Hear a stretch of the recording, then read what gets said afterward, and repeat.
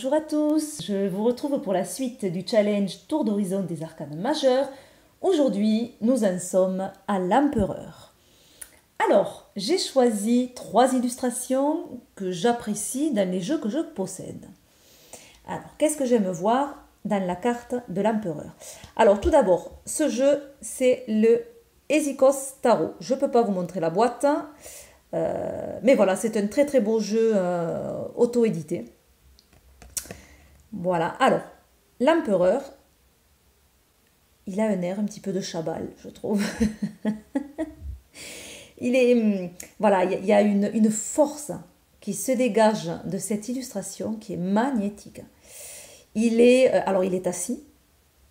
Alors souvent, l'empereur est représenté assis, donc il y a une notion de stabilité qui est inhérente à cette carte, de maîtrise. Il y a des pierres tout autour du personnage, donc il y a pas mal d'énergie. Il est entouré d'énergie. Alors il y a un chien à ses pieds.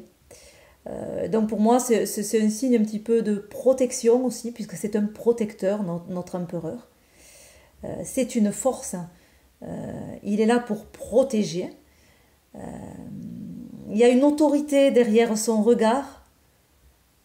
Voilà, et une force. Voilà.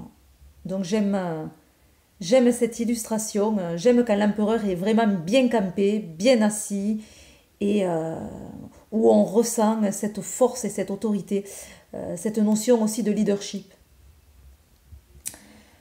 Voilà, la seconde illustration, je l'ai prise dans le Twilight Realm Tarot of Fairy. Alors, voilà, une grande illustration qui est très très jolie. Donc là, on a plus un empereur qui est connecté. Il est connecté à la terre.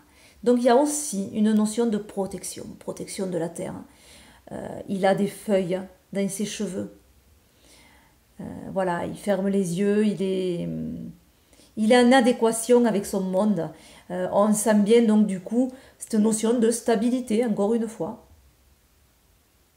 Voilà, mais j'aime cette connexion et cette idée qui va redonner vie à ces branches mortes un petit peu, finalement. Cette énergie régénératrice de l'empereur. Voilà, c'est ça en fait, c'est l'énergie régénératrice. Et il matérialise donc, puisque cette carte matérialise les idées de l'impératrice. La carte avant, c'était l'impératrice qui a beaucoup d'idées, ça foisonne d'idées, mais encore, elle ne les canalise pas, elle ne les structure pas.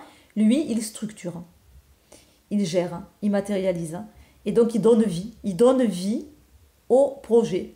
Et on a bien cette notion avec cette carte. Voilà. C'est ma vision à moi de l'illustration. Et après, le livre est en anglais, donc c'est vrai que je ne l'ai pas trop regardé, voire même pas du tout. Donc après, c'est vraiment moi comment j'arrive à interpréter la carte. Voilà, la troisième illustration, je l'adore. Je l'ai mis en 3, mais j'aurais pu le mettre en 1 parce que c'est un de mes empereurs préférés. Donc c'est le Mariel Tarot de Mary White. Et j'adore cette illustration parce que le regard est dominateur, parce que c'est un fin stratège. On a plus là la notion de stratégie, de devoir aussi, d'accomplir quelque chose, une mission, un devoir. Donc il y a aussi une protection avec son épée. Il est là pour nous protéger, mais il est dominateur, il est fort. Et il est stratège. Alors là, c'est plus fort intellectuellement. Où là, on avait une force qui était plus physique. Là, on l'a, je trouve, plus au niveau intellectuel. Voilà, il est moins jeune, mais il sait ce qu'il veut, il sait où il va. Voilà, et j'aime bien ça.